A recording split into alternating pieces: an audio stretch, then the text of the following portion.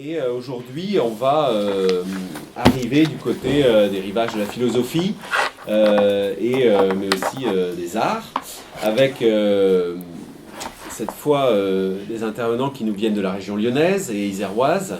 Donc Bruno Pinchard, qui est avec nous dans le projet, par l'intermédiaire aussi du LABEX Commode de l'Université de Lyon, qui travaille sur Lyon, et donc Thibaut Bernard-Hélice, qui a déjà lui travaillé aussi sur René Thom à l'occasion de ses travaux sur René Thom et Dante, de ses dessins qui, je crois, sont disponibles sur... ont été exposés à Florence. Ont été exposés à Florence à la Villa Finali, voilà, exactement. Et donc, ce sont des retrouvailles là qu'on va faire.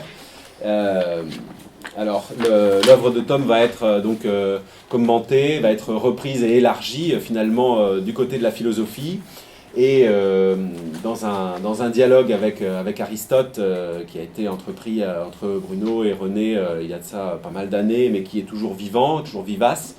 Et enfin, ensuite, vous entendrez donc Thibaut Bernard-Hélice, lui, travailler à partir de plusieurs champs, et notamment de la pensée chinoise, des idéogrammes chinois, et en lien avec les mathématiques et l'analogie.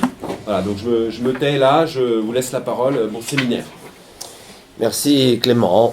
Je vais donc ouvrir une séance qui est commune et qui va reprendre un modèle qui a déjà été tenté en 2018 à l'Université de Lyon, où nous avons fait une présentation en commun autour d'un géomètre de l'œuvre de Dante qui a connu une vie exceptionnelle en Russie autour des années 20, Pavel Florensky.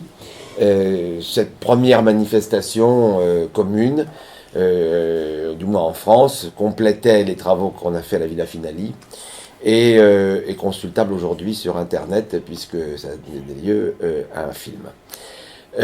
Par ailleurs, je signale avant de commencer que j'ai fait l'effort d'une synthèse complète de mon travail sur René à l'Institut d'études lévinassiennes il y a maintenant un mois.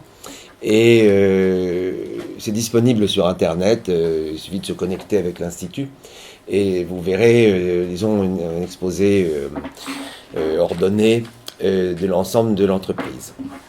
Alors aujourd'hui, on se partage ainsi. Je vais vous faire ce qu'on pourrait appeler une remarque initiale.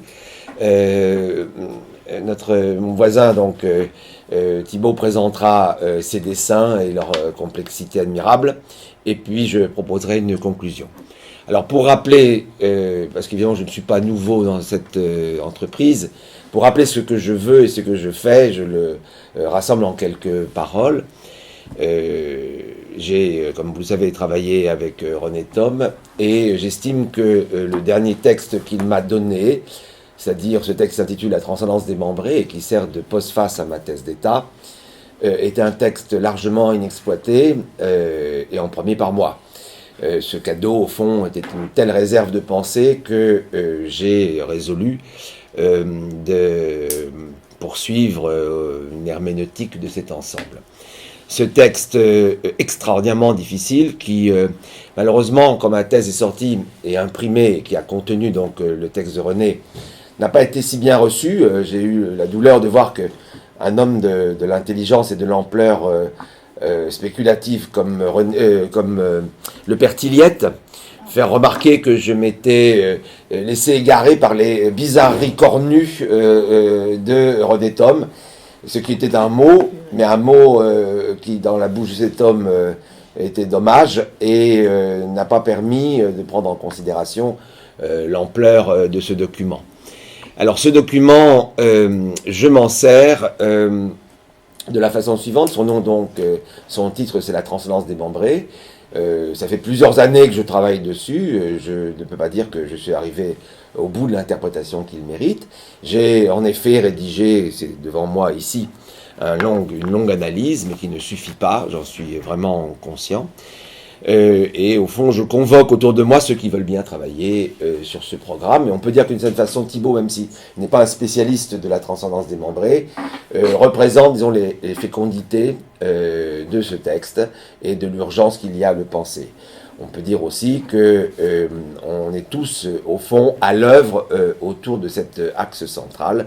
Et il y aura certainement encore des événements à venir sur cette base si riche. Alors pourquoi je m'y attache? Donc ça s'appelle la transcendance démembrée. C'est composé de 2 parties. Il y a une théorie générale, au fond, des plans du sens, le feuilletage de toute forme de signification. Entrez, mes amis, qui procède de ce qu'on pourrait appeler une ontologie. Allez-y, Léo, mettez-vous là, une ontologie du sacrifice, et qui, repartant des points les plus complexes de sa propre géométrie, en particulier en faisant axe sur la question de la dissymétrie, conclut ou déduit la possibilité d'une forme et d'une attraction stable à partir des éléments fondateurs d'une pensée du continu. C'est donc un engendrement de l'attraction qui donne lieu à des formes et à la métamorphose des formes à partir d'une théorie générale du continu.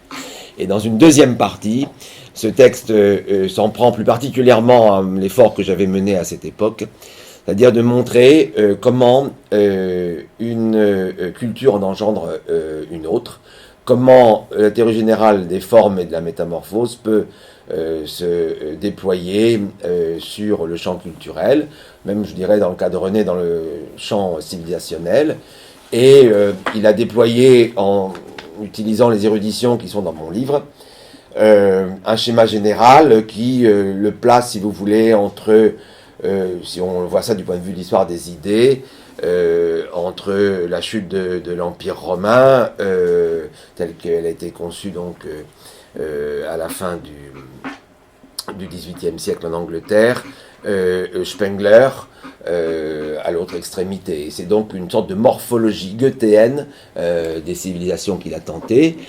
Et nous avons dialogué de telle façon que le texte publié comporte à la fois des interventions de ma part et des réponses de la sienne. Alors, comme j'ai dit que je me contenterai d'une simple note d'ouverture pour laisser toute la place au travail de mon voisin, je voudrais juste vous raconter une histoire qui a une portée quand même très singulière et qui se trouve à partir de la page 602 donc, de l'ouvrage. Figurez-vous que donc René me remet son document de travail, et donc on était en 1991, et il me dit j'ai trouvé un modèle pour cette métamorphose des civilisations, j'ai trouvé la géométrie de ce modèle, je pense qu'on a vraiment avancé, et c'est une théorie de l'épidémie. Alors, j'ai dit, René, je te laisse faire, mais moi, je ne peux pas admettre sans difficulté un modèle médicalo-naturaliste pour expliquer des phénomènes qui sont ceux, disons, de la genèse de l'humanisme européen, puisque mon objet était de montrer comment est né l'humanisme.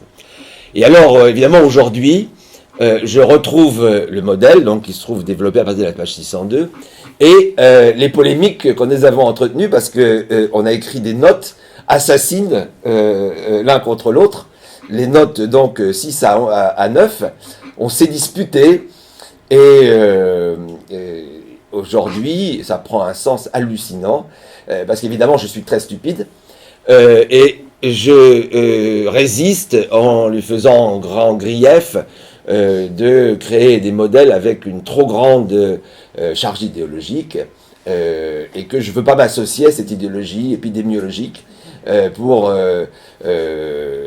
proposer une herméneutique du sens dans l'histoire. Parce qu'au fond, il faut que vous compreniez que l'ensemble consistait à trouver une alternative à Hegel. Est-ce qu'on peut produire un sens de l'histoire qui ne s'intègre pas dans les grandes voltes de la phénoménologie de l'esprit ou de l'encyclopédie hegelienne?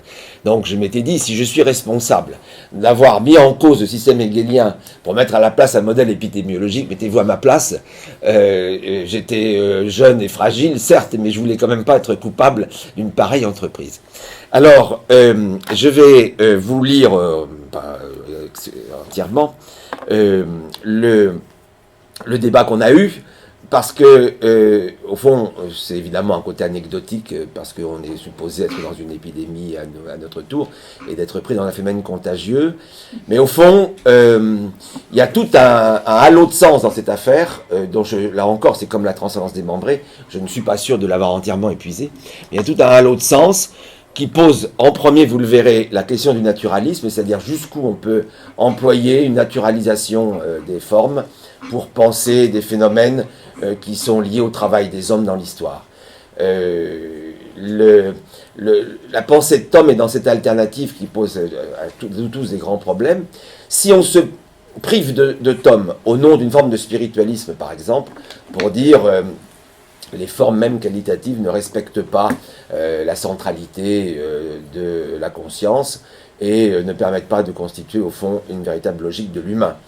Donc, si on prend cette voie, qui serait une voie au fond à la fois spiritualiste mais aussi phénoménologique, on va arriver au phénomène de conscience malheureuse, au fond, qui caractérise la modernité, et on va conduire les phénomènes historiques à des champs de conflit, à des formes d'émiettement qui vont donner lieu à des déconstructions, et ça va être un terrain, au fond, dans lequel va régner Derrida et Foucault.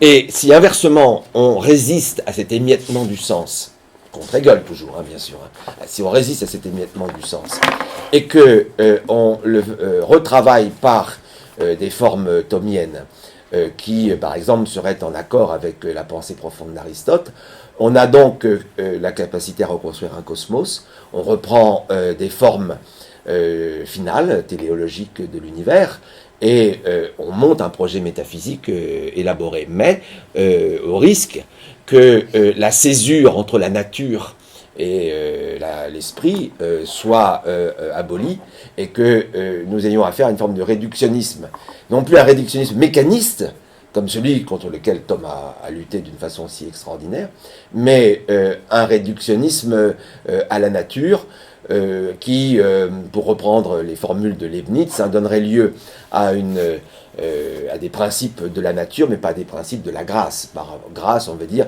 disons, des événements spirituels, ou des expériences spirituelles. Donc, le débat sur l'épidémie, c'est une tension entre une renaturalisation du sens et la défense des positions humanistes. Alors, on ne sait pas comment va se développer la crise mondiale dans laquelle nous sommes engagés, mais on pourrait dire que la crise mondiale a au moins cet effet de reproposer effectivement les modèles épidémiologiques comme des modèles valides, et le naturalisme qui s'y associe aussi pour un modèle valide. C'est-à-dire qu'au bout du compte, on croyait être destiné éternellement à faire des émissions sur France Culture, et là, brusquement, on se retrouve à vérifier si notre billet d'avion ne va pas nous conduire à la mort. Donc là, il y a une naturalisation qui s'impose, qui n'est pas seulement une naturalisation comme option épistémologique, mais qui est une option peut-être même de la survie. Donc, le combat que j'ai mené à cette époque contre le naturalisme de René, naturalisme qualitatif, il y a pas de, c'est pas exactement ce qu'on appelle un physicalisme, c'est un naturalisme morphologique. Aujourd'hui, elle peut être contraint de battre en retraite, tout simplement parce que la nature a repris la voie. Et la propagation naturelle devient un mythe organisateur. Et en même temps, se posent des problèmes politiques que vous verrez traverser les textes dont je parle, parce que je lui dis, ce qui me gêne le plus dans ton entreprise, et c'est ce qui court dans les notes, c'est que, bien sûr, dans une épidémie, ce qui est le plus épouvantable, c'est qu'il y a des sujets sains et des sujets contaminés. Alors, si tu me fais, vous voulez faire une théorie de l'humanisme comme une épidémie qui se propage à la suite, au fond, d'un maniérisme de la pensée médiévale. La conséquence, ça veut dire que la pensée médiévale est saine, et que son maniérisme, c'est-à-dire ce qu'on pourrait appeler la scolastique du XIVe siècle, le nominalisme, devienne un virus, et que l'humanisme est la propagation virale, par prégnance et par contagion, de la maladie fomentée par le nominalisme. Et je lui dis donc que ça veut dire que moi j'ai écrit 500 pages sur l'humanisme et tu m'en fais une maladie.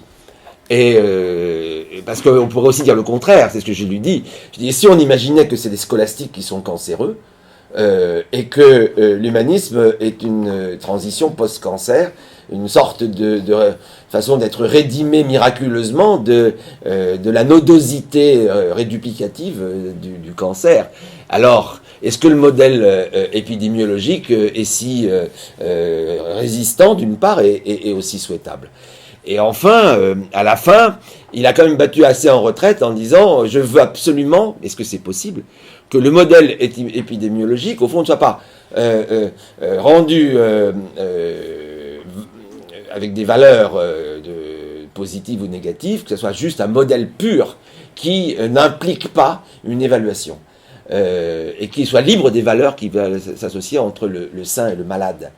Et je lui dis que cette hypothèse me semble impossible, parce que ça voudrait dire que toute la théorie de la forme, c'est-à-dire chez Aristote de l'acte, c'est une théorie de la santé. Par conséquent, si d'un côté tu veux penser l'acte des formes et qu'en même temps tu dis qu'il est indifférent qu'elle se présente soit sous la forme de la santé, soit sous la forme de la maladie, alors il y a une incohérence du modèle de l'épidémie et du modèle aristotélicien. C'est très difficile d'associer les deux modèles. Donc, je reviens tout de suite au texte, mais je conclus, puisqu'il s'agit juste d'une remarque. Se pose une question historique, au fond. Est-ce que nous allons être contraints à un naturalisme de la forme conduisant à des morphologies, par exemple alvéolaires, il va falloir qu'on ait des masques, qu'on s'enferme dans notre maison, qu'on fasse des quarantaines, bon, etc.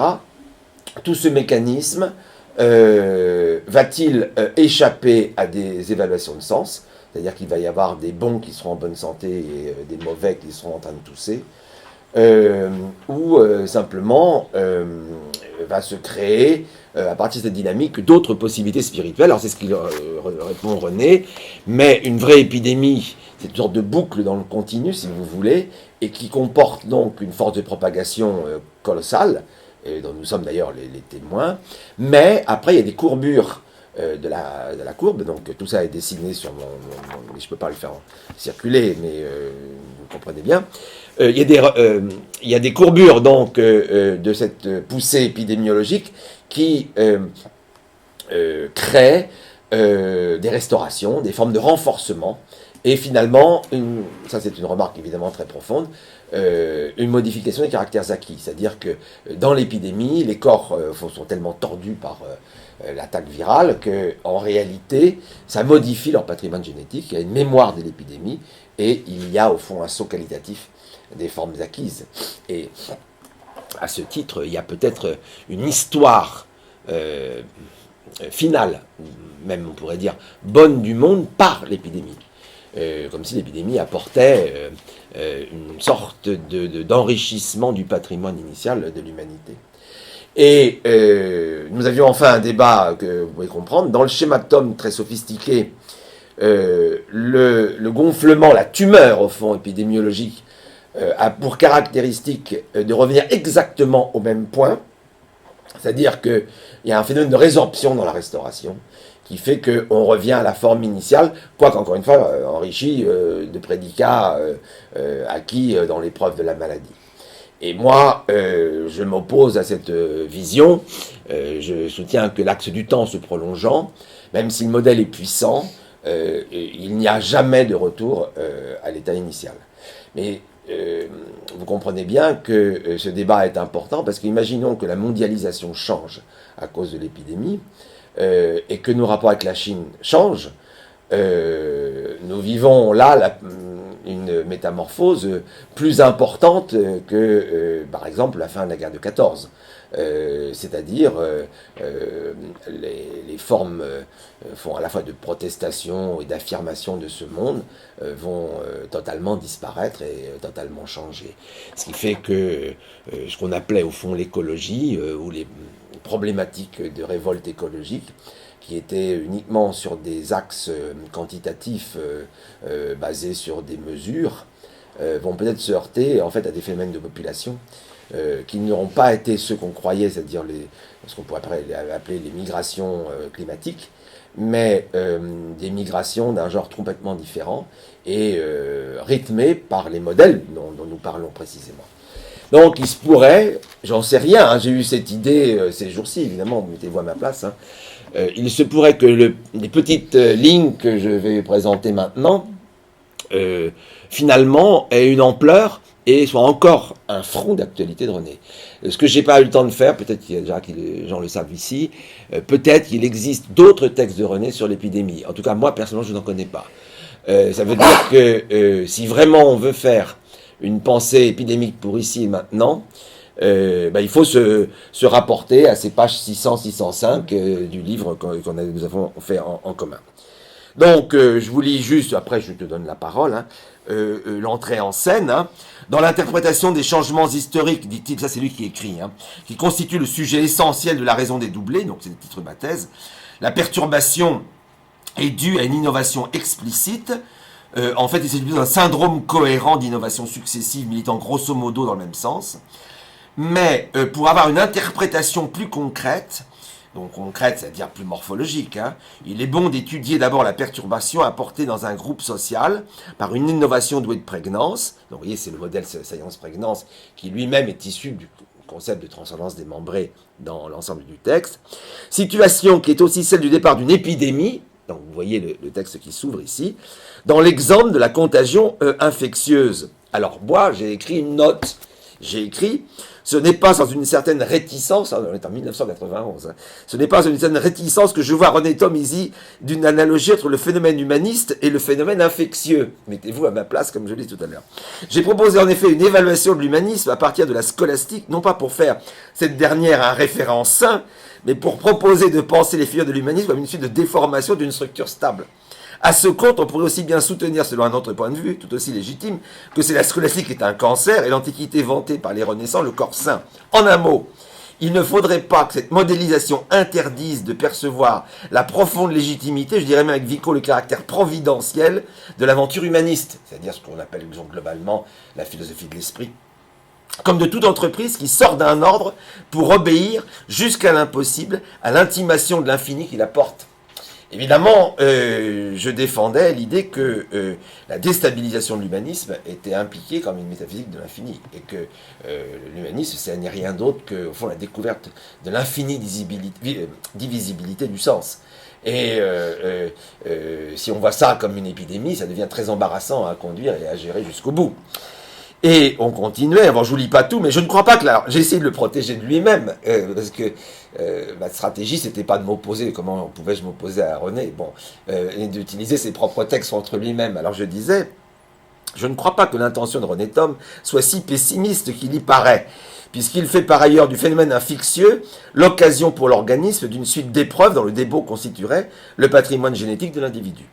Il reste que, plutôt que de parler des membres indemnes du corps social, ça c'est René qui dit ça, les membres indemnes du corps social, parce qu'on est encore aujourd'hui, et demain on est mort, hein, c'est ça qui nous arrive. Bon. Je préférerais parler de membres appartenant à l'ancienne forme de vie et gardant mémoire de sa puissance de stabilisation. Alors, ça c'était... Alors, j'en ai fait une autre où j'essaye de me protéger. Bon, je vous laisse la lire, c'est la 7. Alors après, il s'est énervé parce qu'il était tout sauf calme en réalité. Et alors, il a fait une très belle réponse. C'est la réponse numéro 8. Alors, il dit, ça s'appelle, c'est à mourir de rire, réponse de René Thom aux notes 6 et 7 de Bruno Pinchard. Alors, on ne manquera sans doute pas de bonnes raisons pour mettre en doute la scientificité de notre modèle du cycle ternaire. Parce que à l'origine, vous voyez, techniquement, ça fait donc, transcendance démembrée, science prégnance, théorie de l'onde de choc, théorie de l'épidémie. Hein, c'est ça l'enchaînement des concepts qui se déduisent les uns des autres, donc c'est un système, vous le comprenez bien. Bon. Et à chaque fois, bien sûr, ça n'est que la reprise de notre dialogue antérieur sur Aristote. Et on peut, disons, le cerner des moments aristotéliciens à chaque fois pour, disons, construire cet objet. Alors, dans un but didactique, ça c'est lui toujours qui écrit, j'ai peut-être trop mis l'accent sur l'analogie biologique, innovation égale épidémie. Là, quand j'ai lu ça, vraiment, je me suis bien amusé, parce que, évidemment, il était quand même très vigilant à l'égard de lui-même, et il se rendait compte que il y avait... Bon, il pouvait se permettre de sortir des énormités, parce que René était très fort pour sortir des énormités, dans des milieux, au fond, ou de savants ou de sémiologues.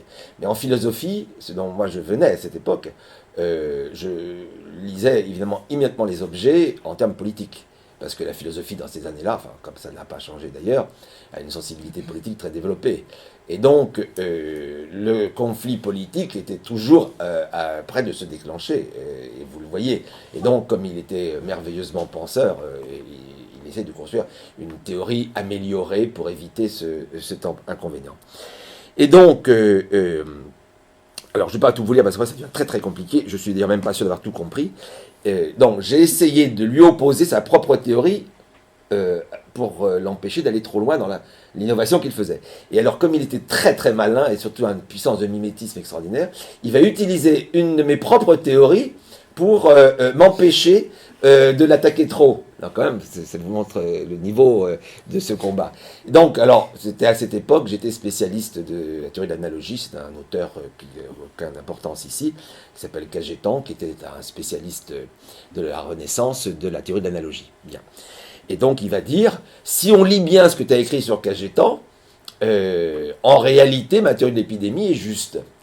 Donc là, j'étais embarrassé parce que je n'ai pas pu, j'ai pas osé répondre à la réponse. Bon. En tout cas, il dit, mais dans le cas d'une innovation à caractère culturel, donc ouais, là, il se pose bien la question, est-ce qu'il y a une différence entre nature et culture?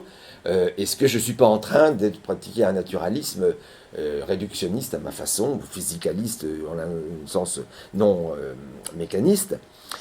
Mais dans le cas donc d'une innovation à caractère culturel, le modèle a au moins cette forme minimale de scientificité. Alors c'est vrai qu'il me fait une objection qui est vraie, c'est que moi à cette époque je cherchais des modèles de sens mais pas de science. Et ça, c'est aussi un écart. Et c'est aussi l'écart que j'ai avec Jean encore aujourd'hui. C'est-à-dire que Jean, quand il voit, par exemple, je cite des textes alchimiques pour illustrer René, il est brisé et il pense que je transforme la morphologie en théosophie. Mais c'est parce qu'évidemment, pour nous qui travaillons en sciences humaines, nous ne cherchons pas à faire science, parce que science est un présupposé sur ce que c'est que le sens. Rien ne me dit que tout sens soit science.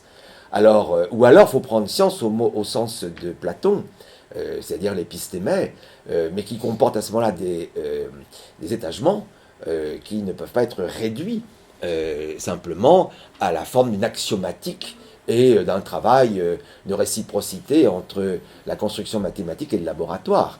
Parce que chez Platon, pour en rester là, il y a des sciences moyennes qui affectent le vraisemblable.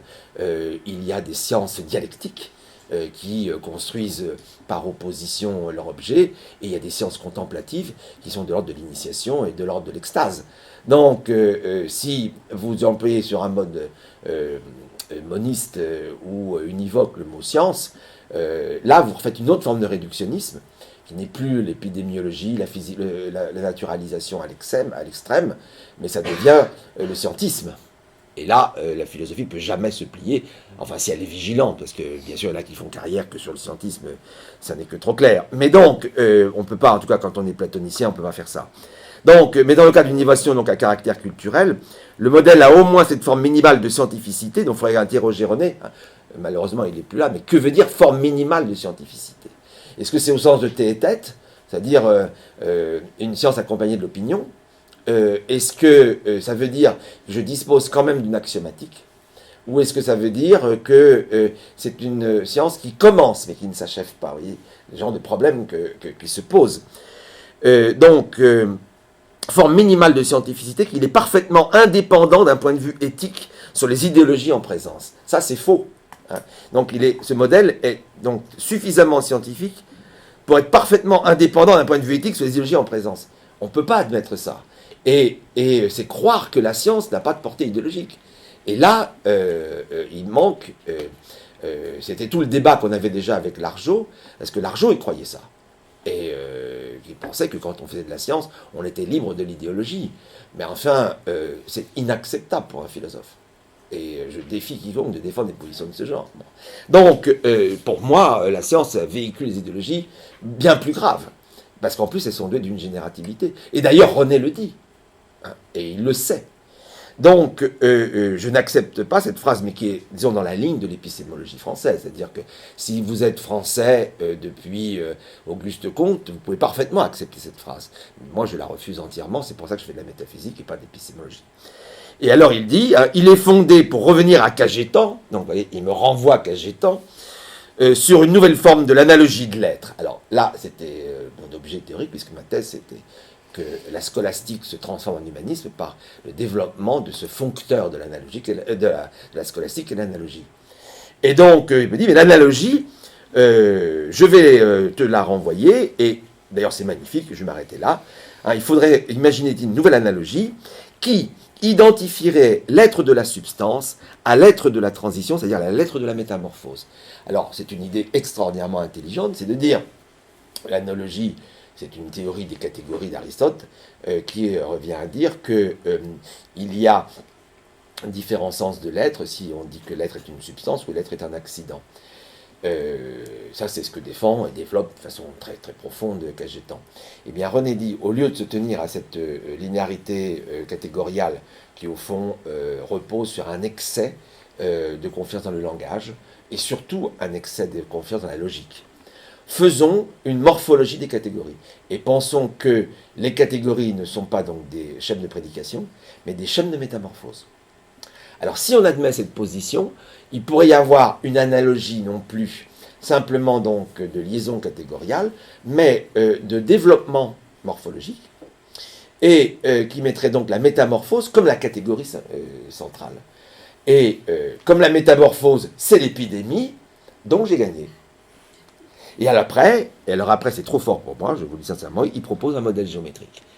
Extrêmement classique chez lui, mais je n'arrive pas, je défie si quelqu'un y arrive, je serais très heureux qu'il m'aide, à comprendre comment cette idée de la transformation de l'analogie qui est parfaitement juste, et jusque-là je comprends, avec la théorie qui suit, qui est extrêmement sophistiquée.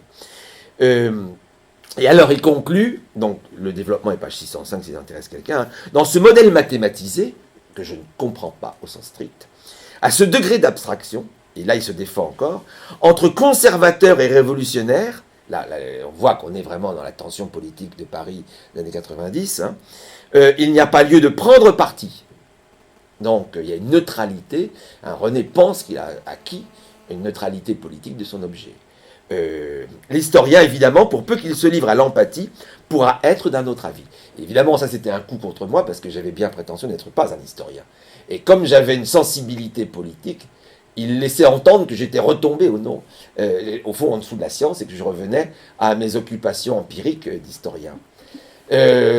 Comment voulez-vous que je réponde à ça? Donc je me suis tué à ce moment-là, mais je n'en ai pas m'en basse pensée moins.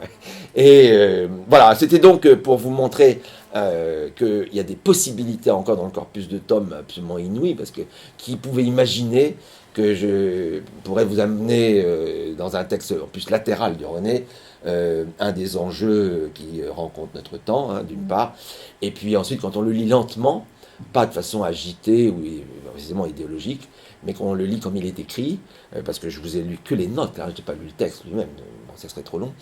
Vous voyez que nous disposons d'une ressource majeure, et comme je le disais tout à l'heure à Clément, notre avenir, si on peut l'entendre, c'est peut-être de lire lentement René, comme on a lu pendant des siècles lentement Aristote, et que on aura des joies intellectuelles majeures. C'est ce que, en tout cas, je prédis. Voilà, je vais m'arrêter là, et je donne la parole à mon voisin, que va prendre ma place.